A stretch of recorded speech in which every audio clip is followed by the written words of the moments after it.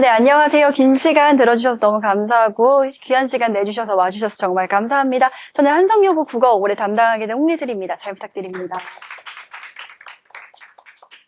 우선 제 소개 간단하게 먼저 드리고 시작하도록 하겠습니다. 저는 현재 메가스터디 성북에서 한성여고 수업 담당하고 있고요. 대치강 프리미엄, 대치동 이제 친구들이랑 같이 수업하고 있습니다.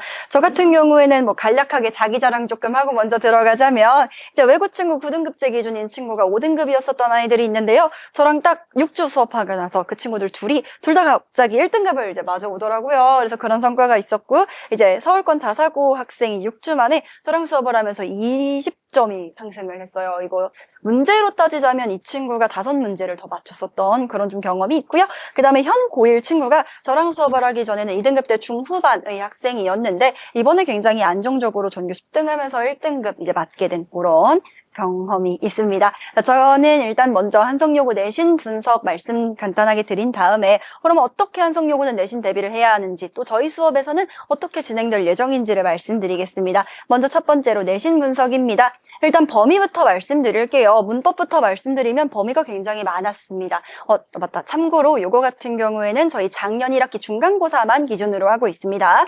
그 다음에 문학은 교과서 범위는 굉장히 좁지만 외부 지문이 공시되지 않은 상태로 출제되기 때문에 우리 친구들이 기본적인 문해력이나 독해력이 없으면 이 문제는 뭐지? 라고 하면서 틀리게 될 가능성이 굉장히 커요. 근데 다만 문제가 있다라고 하면 문학 교과서에서 나오는 범위 문제 자체의 난이도가 굉장히 쉬워요. 그러다 보니까 그걸 등급을 결정하는 부분은 문법이랑 외부 지문 문학이라고 봐주시면 되시거든요. 그래서 문법을 조금 신경 써서 가져가야 하고 그 다음에 외부 지문 독해력 조금 신경 써서 올려야 된다라는 거 그거 한번 생각해 주시면 좋을 것 같고요. 먼저 어떻게 문제 출제되었는지 요약부터 한번 말씀드리겠습니다. 작년에는 객관식 24문제 총 80점 출제가 됐고요. 주관식은 2문제 20점 출제가 됐는데 문학이랑 문법이 딱 정확하게 양분해서 각각 12문제, 서술형 1문제, 배점도 40점, 10점 이렇게 비슷하게 가져가고 있는 모습 보였었습니다. 자, 문법은 제가 아까 범위가 굉장히 많다라고 말씀드렸었죠. 우선은 공통국어 1에 수록되어 있는 문법 범위가 의문의 변동이랑 문법 요소라고 하는 친구들인데 이 친구들이 다 수록이 되어 있었어요. 교과서 한 학기 범위가 그냥 시험 하나에 다 포함되어 있었다라고 봐주시면 되고요. 그 다음에 교과서에 있는 거 말고도 외부 범위로 추가로 문법 문제가 하나가 또 등장했었으면 총 3문제였었고요. 뒤에서 자세하게 말씀드리겠지만 이제 외부 범위라고 해서 어근과 접사를 활용한 합성어 파생어 문제. 이제 그 다음에 본용언 보조용언 너 잘 구분할 수 있어? 그 다음에 너 이거 단어의 의미가 유사한지 반대인지 알 수 있어? 이제 이런 것들을 물어보는 문제들이 출제됐었기 때문에 우리 친구들이 사실 내신 대비 6주라는 기간 안에 이걸 다 가져가기가 조금 어렵다고 느껴질 수도 있을 것 같습니다. 자, 근데 문학은 조금 고맙게도 조금 평이한 범위입니다. 우선은 교과서에서 하나, 둘, 셋, 딱 3개 나왔습니다. 그래서 문학의 범위는 굉장히 작지만 아까도 말씀드렸던 것처럼요. 외부 지문이 출제되기 때문에 사실은 그렇게 마냥 쉽다라고 생각하면은 우리 친구들이 시험장 딱 가서 큰 코 다칠 수 있다라는 거. 그래서 문학도 조금 문해력 위주의 공부가 필요하다라는 말씀을 드리고요. 자, 문학이랑 문법 조금 각각 나누어서 좀 더 심층적으로 분석해 보도록 하겠습니다. 일단 먼저 첫 번째 유형은요, 이제 작품 표현법이랑 서술상의 특징을 물어보는 건데, 이 표현법이랑 서술상의 특징이라고 하는 게 어떤 거냐면, 어떤 시를 딱 던져주고, 너 여기에서 의인화 쓰인 거 찾을 수 있어? 너 여기에서 시어의 대비 쓰인 거 찾을 수 있어? 너 여기에서 화류법 쓰인 거 찾을 수 있어? 여기에는 서술상의 특징이 어때? 작가의 시점이 뭐야? 이런 식으로 물어보는 문제들이 출제된다라고 봐주시면 될 것 같습니다. 그래서 작품에 사용된 표현법, 특징적인 서술 기법, 그 다음에 작품에 대한 기본적 암기를 요구하는 문제들이 일단은 3문제 출제가 됐었고요. 이제 두 번째로 시어와 구절의 의미, 조금 쉽게 말씀드리면 내용일치 문제라고 생각해 주시면 좋을 것 같아요. 제일 많은 비중을 차지하고 있는 문제였었고요. 작품 속 시어나 아니면 소설, 그 구절이 가지고 있는 의미에 대한 문제입니다. 교과서 질문을 얼마나 잘 이해하고 있고 또 얼마나 잘 암기하고 있는지가 당락을 가르고 있었던 문제라고 봐주시면 될 것 같고요. 다만 여기에서 이제 외부 지문이 출제가 됐었습니다. 그래서 학생들이 미리 교과서 통해서 배웠었던 지문이랑 유사한 지점이 있는 외부 지문을 2개 정도 출제를 해서 얘들 간의 공통점 뭐가 있어? 얘들과는 어떤 게 조금 달라? 이런 것들을 물어보는 문제가 여기에 포함되어 있었다라고 봐주시면 될 것 같습니다. 자, 그 다음에 세 번째 유형은 보기를 활용한 문학 문제인데요. 총 2문제 나왔었고요. 하나는 이제 보기를 기반으로 작품을 분석하는 문제가 출제가 됐었습니다. 이게 좀 어떤 건지 제가 뒤에서 다시 보여드리기는 할 텐데, 보기를 딱 주고 이 근거에 맞게 요선지들을 쪼르륵 읽어 나가면서 해석해주는 문제였었고요. 다른 보기 하나는 보기가 출제가 되기는 했지만 사실 갈래별 특징만 잘 알고 있었으면 우리 보기를 따로 보지 않아도 풀 수 있는 문제, 요것들이 이제 등장했었습니다. 우리 여기 왼편에 한번 보시면 제가 말씀드렸었던 그 보기 문제 중에서 조금 더 어려웠었던 보기 문제예요. 요거 해당되는 작품이 9켤레의 구두로 남은 사내라고 친구들 다 많이 알고 있는 그런 작품일 텐데요. 한번 보면 요 작품이 쓰였었던 시대적 배경이 어땠는지에 대해서 얘기를 해주고 있고요. 그 밑에 선지로 그러면 얘들을 기반으로 윗글을 해석했을 때 주제로 뭐가 제일 적절하냐를 물어보는 문제가 출제가 됐었어요. 그래서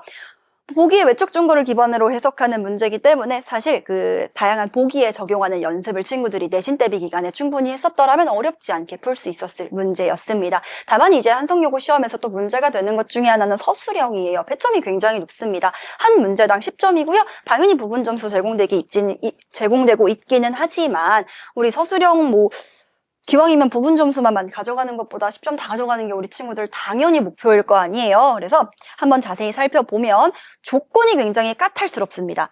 A 구절의 의미는 무엇이고 B 구절의 의미는 무엇이며 이 두 구절의 공통점은 뭐다? 라는 걸 권 씨와 나라는 각각 인물의 입장에서 서술해 줬었어야 돼요. 그래서 당연히 A 구절과 B 구절의 의미를 각 인물의 입장에서 어떻게 서술할 수 있는지는 기본적으로 암기가 다 되어 있어야 하고요. 그거를 실제로 적는 연습도 여러 차례 해봐야 돼요. 왜 그러냐면 우리 친구들이 중학교 때 서술형을 학교에서 안 봤다던가 아니면 서술형을 보기는 우리 학교는 봤었는데 나는 조금 서술형은 그냥 가볍게 보내줬다라고 하는 친구들 제일 문제가 되는 게 뭐냐면 수행평가에서 자꾸 3점씩 깎여오고요. 서술형에서 자꾸 깎여와요. 글 쓰는 연습이 아예 안 돼 있거든요. 그래서 저랑 같이 수업하는 한성여고 친구들은 무조건 서술형 쓰는 연습을 계속 같이 해볼 거라는 거 말씀드리고요. 자, 이제 문법 문제 분석으로 넘어가 보도록 하겠습니다. 문법 범위가 굉장히 많다라고 말씀드렸었죠. 의문의 변동, 그 다음에 외부 지문, 그리고 문법 요소 이렇게 크게 세 가지 파트가 등장을 했었고요. 서술형을 가정한 건 의문의 변동 파트였었습니다. 자, 일단은 1, 2, 3, 4번 같은 네 가지 문제는요. 의문의 변동이라고 해서 교체, 탈락, 축약, 첨가라고 하는 친구들의 개념 너 잘 알고 있는지, 그 다음에 특정 단어를 딱 한번 던져줬을 때 이 단어에서 교체가 쓰였는지, 탈락이 쓰였는지, 축약이 쓰였는지, 첨가가 쓰였는지, 혹은 의문 변동이 몇 번 일어났는지 이걸 바로바로 캐치할 수 있는지 여부를 물어보는 문제들이 출제됐었습니다.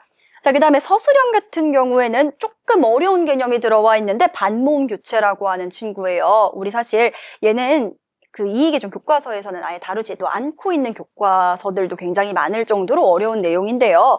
그래서 요거를 서술형으로 쓰라고 했었기 때문에 우리 친구들이 어떡하지? 라고 머뭇거렸을 가능성이 이제 굉장히 높고 요 문제도 어떻게 생겼는지 제가 뒷장에서 다시 한번 보여드릴게요. 그 다음에 이제 5, 6, 7번 문제 세 가지가 외부 범위였었습니다. 본요원과 보조요원이라고 하는 요 구성 하나에 대한 문제가 나왔었고요. 그 다음에 어근이랑 접사라고 하는 말을 현행 고등학교 1학년 친구들은 중학교 때 아마 스쳐 지나가듯이만 들어봤었을 것 같아요. 제대로 공부를 하지는 않고요. 그거에 대한 문제가 나오면서 예를 들어서 우리 먹이, 냠냠 먹는 이 먹이라고 하는 요 단어가 합성어인지 파생어인지, 그럼 이게 만약에 파생어라고 하면 어디까지가 어근이고 어디까지가 접산지, 이런 것들을 이제 물어보는 문제들이 출제가 됐었는데요. 뒤에서 보여드리겠지만 배점도 4점으로 굉장히 높았었고요. 이제 모두구리 문제 같은 걸로 출제가 됐었기 때문에 굉장히 까다로웠었습니다. 자, 그리고 단어의 의미는요. 한 2가지에서 3가지 단어를 주고 얘들이 유의관계를 가지고 있는지 반의관계를 가지고 있는지 이런 것들을 물어보는 문제였다라고 봐주시면 될 것 같고요. 그 다음에 8, 9, 10, 11, 12번 문제 5개는 문법 요소라고 해서 우리나라의 높임 표현, 피동 표현, 사동 표현, 인용 표현, 부정 표현 이런 것들에 대한 문제들이 출제가 됐고요. 우리 한성여고 시험에서는 높임과 피동, 사동 위주로 출제가 되었습니다. 그래서 실제 문장들 여러 가지를 딱 보고 여기에는 높임 표현이 쓰였고 주체를 높여주고 있네? 여기에서는 피동 표현이 쓰였고 이 피동 표현은 왜 썼네? 이런 것들을 물어보는 문제들이 나왔다고 봐주시면 될 것 같습니다. 그래서 문법 문제 같은 경우에는 제가 사진 3개를 띄워놨는데요. 맨 여기 왼쪽 사진 한번 봐주시면 서술형이고요. 아까 제가 말씀드렸었던 반몸 교체와 관련된 문제가 이제 여기에서 등장하고 있습니다.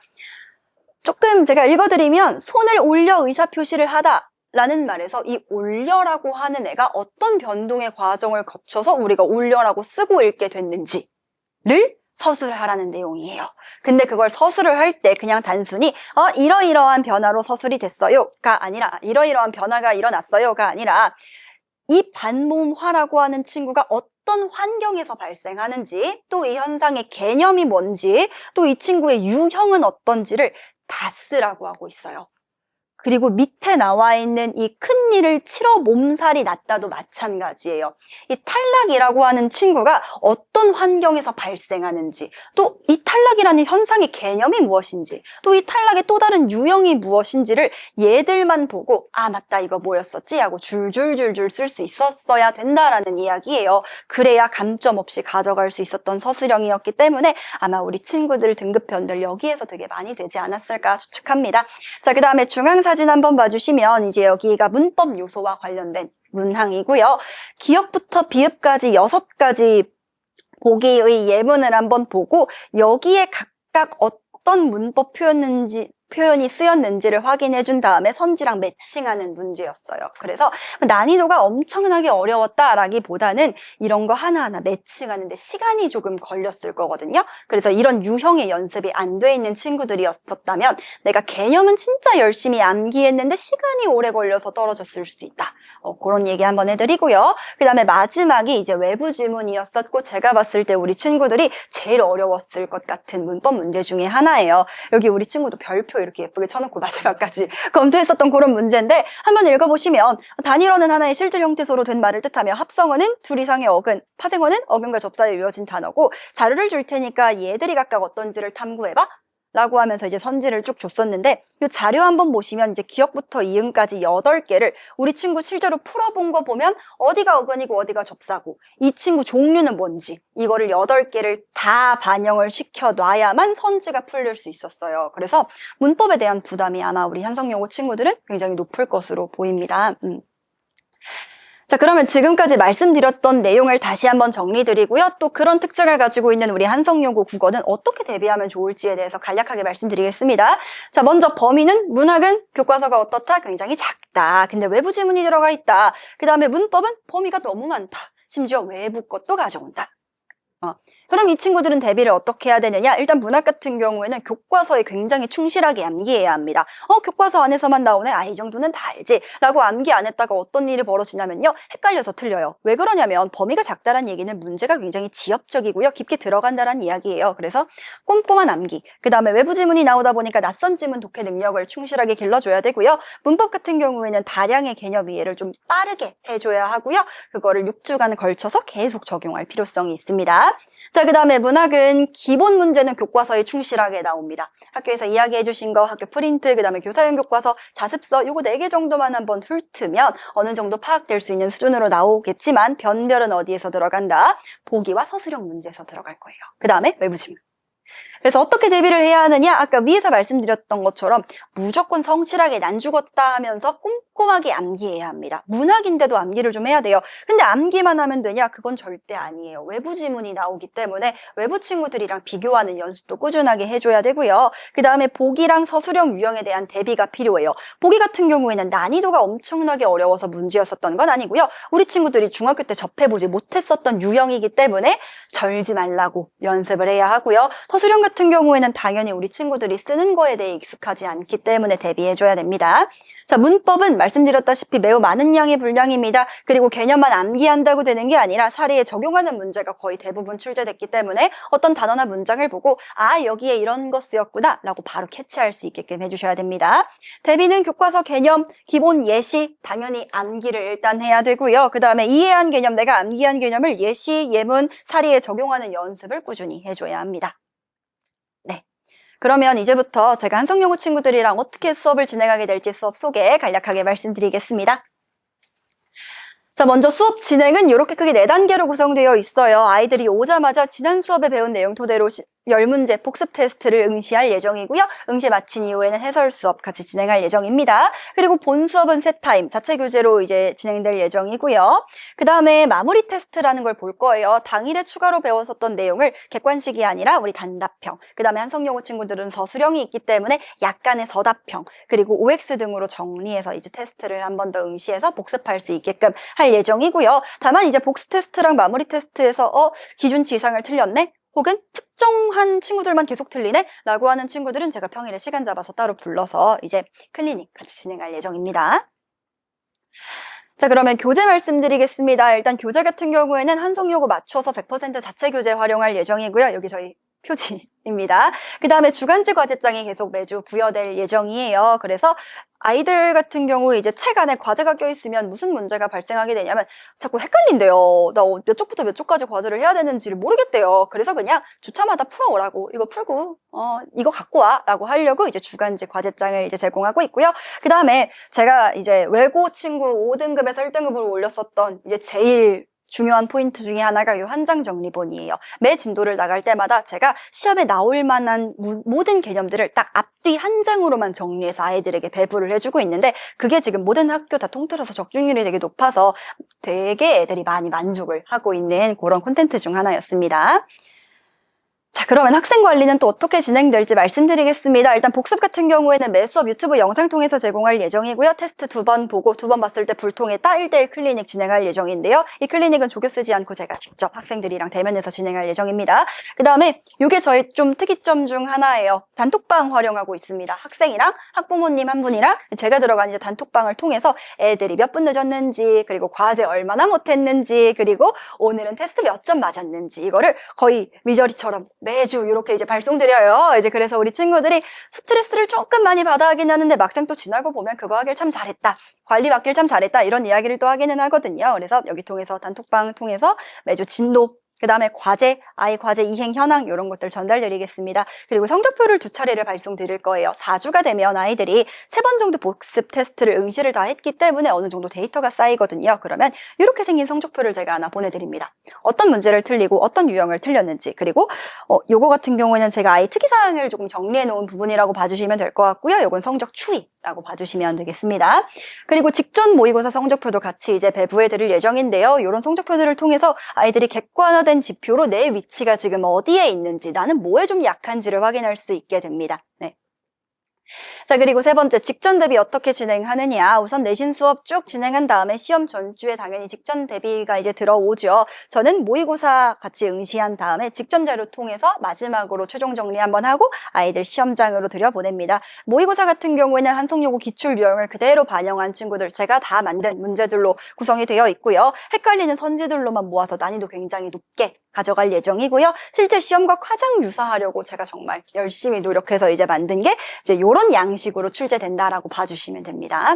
그리고 제가 시험지 디자인도요, 그 학교 거 그대로 다 따서 다 타이핑 쳐가지고 만들기 때문에 우리 아이들이 실전처럼 정말 느낄 수 있는 모의고사를 보게끔 하려고 합니다. 그리고 이 직전 자료는 시험 범위 총 모음집이고요. 제 손필기는 물론이고 주요 개념이나 헷갈리는 개념을 한 권 안에 완벽하게 대비할 수 있게끔 만들고자 했습니다.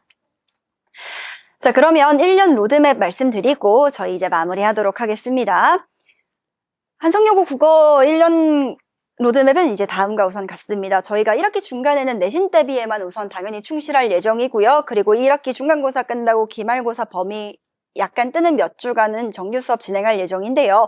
여기도 마찬가지로 문학 작품도 나오기 때문에 외부 지문 대비하기 위한 문해력 높이기 연습할 예정이고요. 그 다음에 여기에도 1학기 때 포함됐었던 문법 범위가 또 나와요. 그렇기 때문에 문법에 대한 감을 잃어서는 안 되기 때문에 정규 수업 중에서도 문법 테스트는 계속 진행해서 볼 예정입니다. 그리고 여름방학 때는 내신 플러스 모의고사 수업 같이 진행할 예정입니다. 2학기 때는 내신에 고전문학이라는 게 등장을 해요. 우리가 1학기 때는 현대 작품만 본단 말이에요. 근데 고전이 조금 어려워요. 그래서 얘에 대한 미리 예습을 좀 같이 해볼 거고요. 그 다음에 2학기에 나오는 문법은 1학기보다 딱 2배 어렵다라고 보시면 되거든요. 그거에 대한 대비를 저랑 같이 할 거고요. 그리고 모의고사 독서풀이 기본기까지 저랑 같이 가져갈 예정입니다. 그리고 이제 2학기는 내신 대비에 열심히 충실하게 이제 응하면 될 것 같고요. 자, 마지막으로 제 수업을 2025년에 들었었던 학생들이랑 학부모님이 저에게 보내주셨던 카톡 한번 설명드리면서 마무리하도록 하겠습니다. 이제 이 친구는 자사고권 친구였었습니다. 매번 한 5, 6등급에 머물렀었던, 그러니까 이 9등급제 기준으로 중위권이었었던 친구인데 저랑 딱 수업 6주 하고 나서 하나 틀렸다라고 문자를 보내주더라고요. 너무 이제 반가웠어요. 그리고 사실 학생들이 이렇게 보내주는 것도 정말 감사하지만 이번에 제가 너무 감동이었던 게 어머님께서 이렇게 저한테 이렇게 국어는 무조건 선생님 따라가겠다. 너무 만족하고 있다. 이런 말씀을 딱 해주시는데 제 이번 한성여고 설명회 준비하면서 목표라고 하나 말씀드리려고 했던 게 요겁니다. 아이들 다 1등급 맞게 해서 학부모님께 이런 문자 기쁘게 받을 수 있게끔 열심히 노력하겠습니다. 그리고 이제 이 친구가 외고 친구였는데 5등급에서 1등급으로 올랐었던 친구고요. 그리고 제가 아이들이 모두 동의를 할 경우에 이런 오픈 채팅방을 하나를 파서 약간 한 줄 광고처럼 매번 이제 내신에 이거 중요하다 이런 식으로 카톡으로 보내주는데 시험 당일에 뭔가 이제 촉이 왔다라고 해야 하나? 그래서 마지막으로 요거 한번 보고 가라 라고 보내줬는데 친구가 딱 시험 치고 나와서 쌤 이거 나왔어요.